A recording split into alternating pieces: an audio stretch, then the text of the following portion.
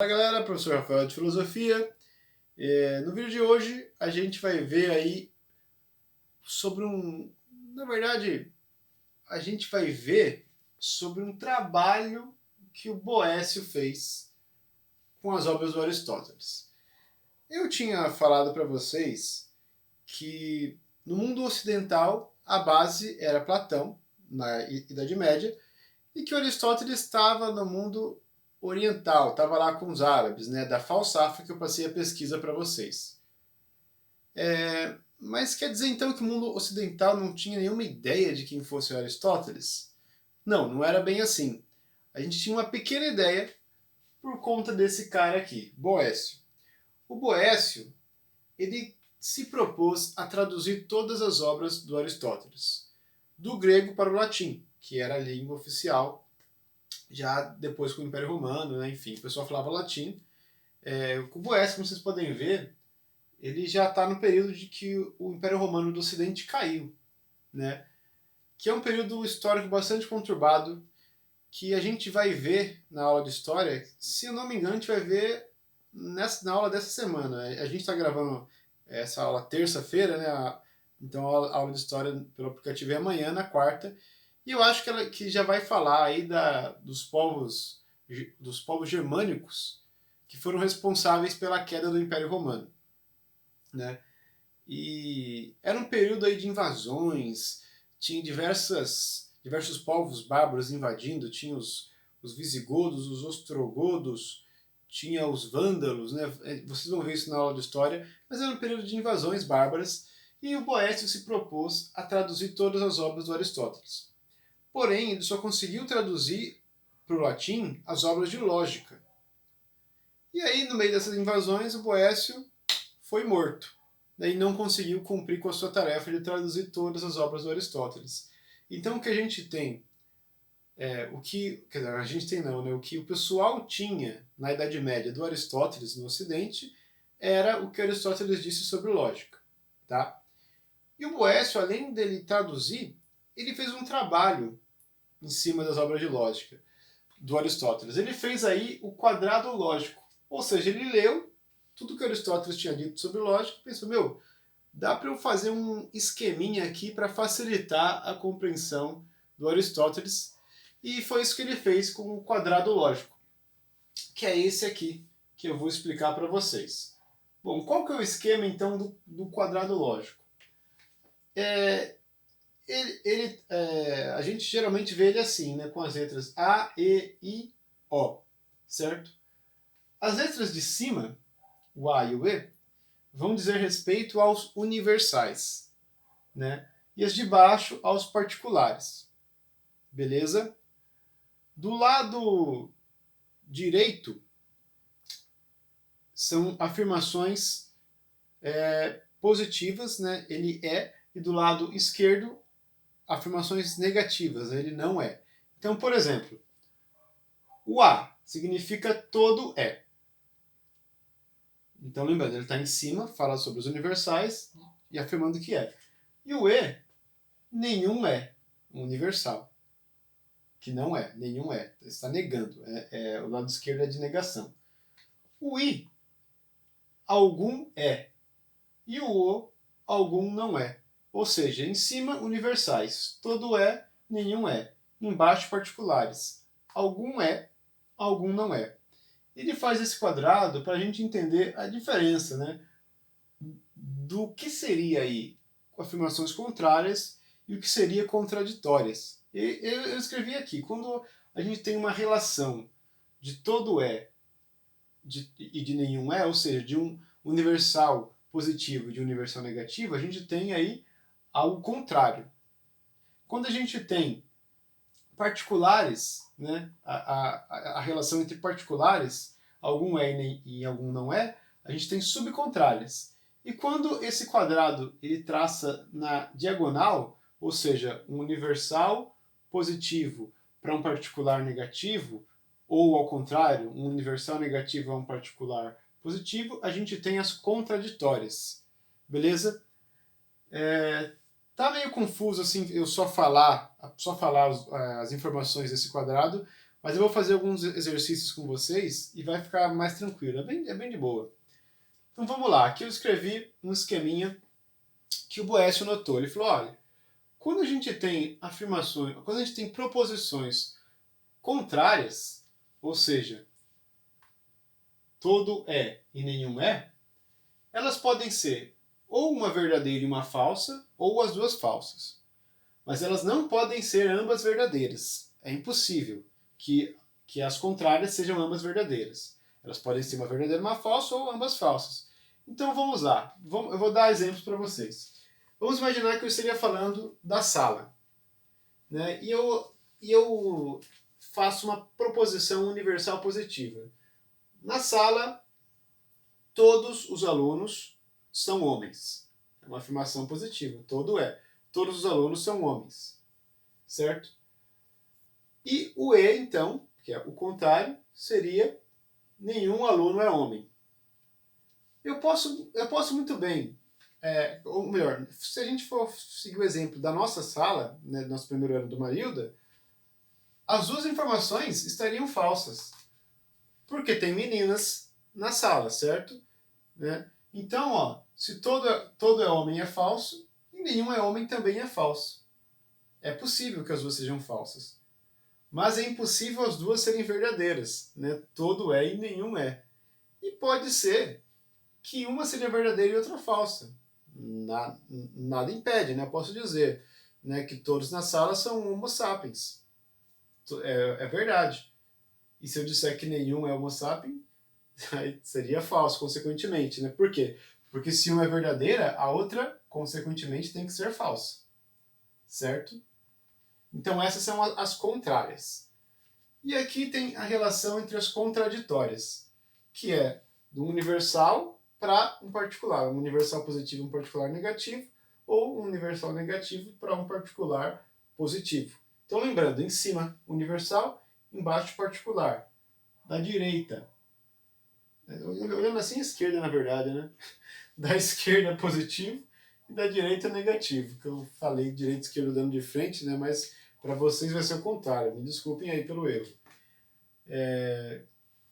Então, quando a gente fala de relação de contraditórias, se uma é verdadeira, a outra é falsa. Não tem como as duas serem verdadeiras e nem as duas serem falsas. Veja bem, se eu falo todos são homens, todos na sala são homens, e aqui algum não é. Isso é contraditório, né? Como que pode todos serem homens e alguns não serem? Se essa aqui for verdadeira, essa tem que ser falsa. Porém, se essa aqui for falsa, essa aqui tem que ser verdadeira. Né? Todos são homens. Se for verdade, algum não é falso. Se todos são homens for mentira, algum é homem e é verdadeira. Essa é a relação das contraditórias. Certo? Bom, subcontrárias é a mesma coisa que as contrárias, só que no campo aqui embaixo, no campo dos particulares. Algum é e algum não é. E perceba que nas subcontrárias tem uma diferença, porque elas podem ser ambas verdadeiras. Eu posso dizer que alguns são homens e alguns são mulheres na sala. E as duas vão estar verdadeiras, certo? Porque tem homens e mulheres. Mas as duas não podem ser falsas, ou seja, é invertido. Né? Uma pode ser verdadeira e outra falsa, como nas contrárias, só que nas contrárias elas podem ser falso, falso e não verdadeiro, verdadeiro. Na subcontrária, ela pode ser verdadeiro, verdadeiro, mas ambas não podem ser falsas. Tá? E as subalternas são as mais simples, né? Quando o universal subordina o particular. Ou seja, se todo é óbvio que algum é, tem que ser. Né? E se todo não é, ou nenhum é óbvio que algum não é. Então lembrando, todo é, algum é. Todo não é, ou nenhum é, algum não é. Beleza? Esse é o quadrado lógico do Boécio. E agora eu vou resolver alguns exercícios junto com vocês aqui nessa videoaula e vou passar outros para vocês estudarem a lógica, beleza? Então, escrevi alguns algumas perguntas e mantive aqui o quadrado para a gente consultar. Então vamos lá, a pergunta. A contrária de nenhum é par é, ou seja, contrária, a relação é entre dois universais, certo? Senão seria subcontrária se fosse de particulares. Então eu estou falando, nenhum é aqui, é o E, é o nenhum é. Eu apaguei aqui o que era cada letra, mas vamos lá, todo é, nenhum é, algum não é. Se eu digo que nenhum é par, qual é a contrária dessa afirmação? Todo é par. Beleza? É o contrário. Nenhum é. Ou todos são pares, né? Vou escrever todos são pares. Todos são pares. B. A contraditória, relação de universal e particular. Né? A contraditória, como a gente viu. D. Alguns números são pares é. Ou seja, ele está aí. Alguns, particular, são. Positivo, é o I. Alguns números são pares. Qual é a contraditória disso? É o E. Nenhum é. A contraditória de alguns números são pares é nenhum número é par. Opa. A C. A contraditória, de novo, de todo número é par. Agora, ó, todo é. A contraditória de todo é algum não é. É o O. Relação do A e o O. A contraditória de todo número é par é algum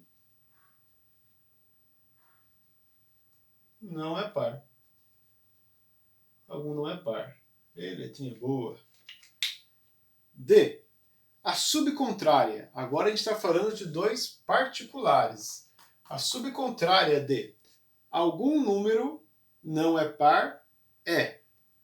Algum número não é, algum não é esse aqui, é o O. A subcontrária é algum é. É o I. Bem facinho, né? Algum número é par. E aí eu escrevi aqui em cima, alternativa E. A contraditória, ou seja, relação de universal com particular. A contraditória de os matemáticos não são atrapalhados. Perceba, eu estou falando os matemáticos, universal, não são. É a letra E. Os matemáticos não são atrapalhados. Qual que é a contraditória do E? Algum matemático é atrapalhado. Algum é.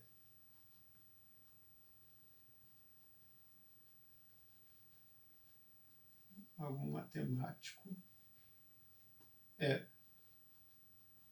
atrapalhado. E aí, vou escrever mais uma aqui. Vou apagar o nosso quadrado lógico. Infelizmente, vamos apagar ele. Essa luzinha pequena. Tinha mais uma aqui que eu deixei de fora. Deixa eu ver. Opa, F. A subcontrária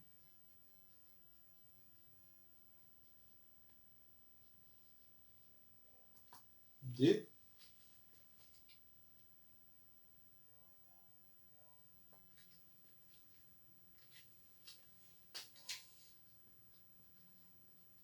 alguns corpos graves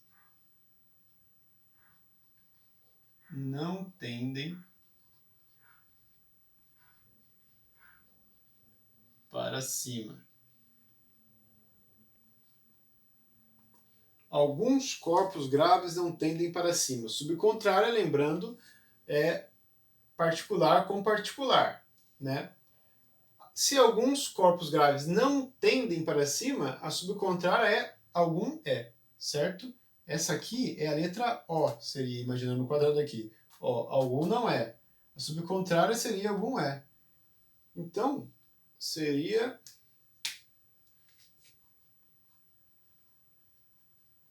alguns corpos graves tendem para cima. Então, por hoje é isso, né? A gente viu então nessa aula uma contribuição que o Boécio fez para a lógica do Aristóteles. Esse não é o único tipo de exercício que dá para a gente fazer desse quadrado, né? Esse é um que eu escolhi para vocês entenderem mais ou menos o que pode ser cobrado de vocês quando o assunto for quadrado lógico. Mas eu vou deixar para vocês uma outra atividade diferente dessa, tá? Também sobre o quadrado lógico. E se tiverem alguma dúvida, mandem mensagem para mim, que a gente vai se falando, né? Eu vou fazer um vídeo depois corrigindo as atividades do quadrado que eu vou passar para vocês, para ficar bem claro aí esse tema aí da lógica. Então é isso aí, galera. Valeu!